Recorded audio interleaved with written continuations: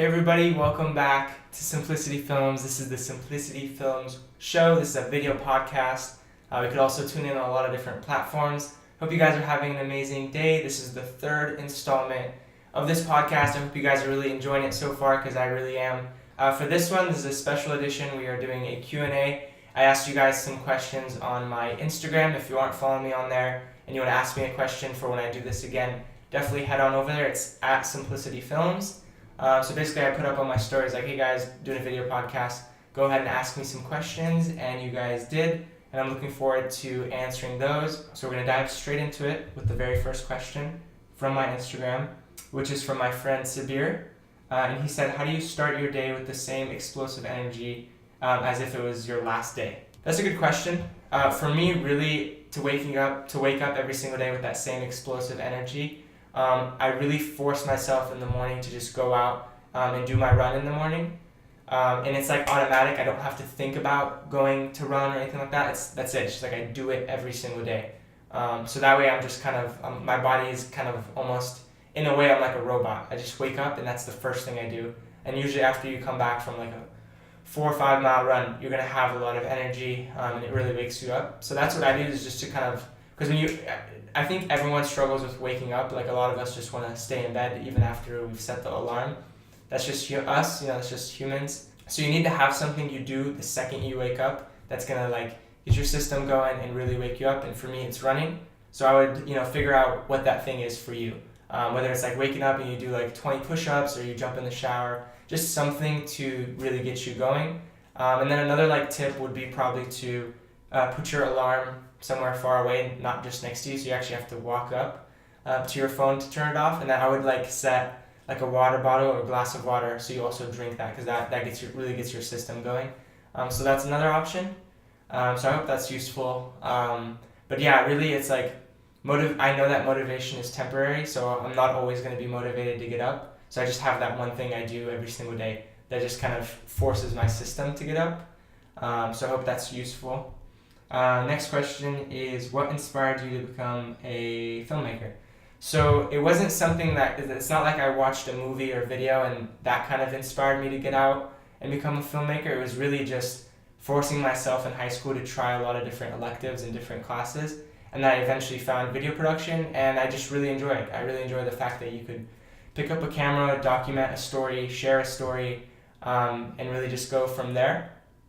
It's very exciting, and I just kind of fell in love with the process of it, going out, traveling, filming, and then editing, and then sharing your work with other people. So that question was from Samira, someone I've actually worked with. She flew me out to Miami to do some work for her. We're going to be headed to, I believe it's South Korea, later this year. Huge shout out to Samira. I'm really excited for that. Next one is, where do you see yourself in 4 years? This one is actually by my dad. Dad, shout out to you for tuning in. So I honestly don't know how to answer this, because I feel like every year you're going to come across someone or something that's going to kind of change your path some way, somehow. So I definitely have different goals in place and things I want to accomplish, but I don't know exactly where I'll be in 4 years, because you never really know what's going to happen. But definitely I can tell you some of my goals for this year is to, turn this podcast into something really cool and just grow it as much as possible. I want to get to 100,000 subscribers on YouTube. It's a huge goal of mine, and I really want to make sure I can hit it this year. If my channel blows up, I'll be doing something totally different than what I expected. Yeah, that's the plan for this year. What editing software do you use and why? So I use Adobe Premiere Pro. I use it because it was really the first editing software I used after iMovie, but I just love Premiere Pro. You could literally edit a feature film if you wanted to inside of it, and I just really got used to it immediately. And I looked at some of the other softwares like Final Cut. I don't know, I just like the versatility of Premiere Pro, so that's why I use it. Next question, how do you grow as a photographer or videographer? To grow your audience is to be consistent, collaborate with the right people, and know that it's going to take some time before you grow. There's ways to like shortcut it, but really what I recommend is like find an individual that has a huge following and do work for them, because that's just going to grow your following at the same time. And then if you're talking about like how do you get more client work, a lot of different ways. It's really just a huge hustle in the beginning. Get your first client, get your first 5 clients, do really, really good job for them, and then from there ask for referrals. Like say, hey, I did an awesome job for you. It would mean a lot if you could refer me over to someone that needs my services. From there, word of mouth is huge, but then eventually you're going to want to get to the point where you're doing your own outreach, emails, cold calling, collaborating with people on Instagram. It's really just everything. Like there's not one specific answer. You have to do a lot of different things to get there. Next question is, why is Batman the best? This is from my friend Anjali. It's probably because on Snapchat, that's my little Bitmoji. It's a Batman character. Batman is the best because I just love the dynamic between having a regular life as Bruce Wayne and then, being the Dark Knight.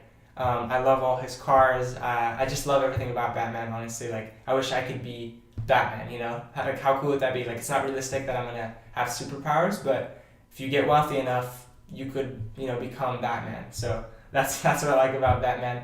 I hope you guys enjoyed the third edition of this podcast. Thanks so much for watching, and I will see you in the next video podcast.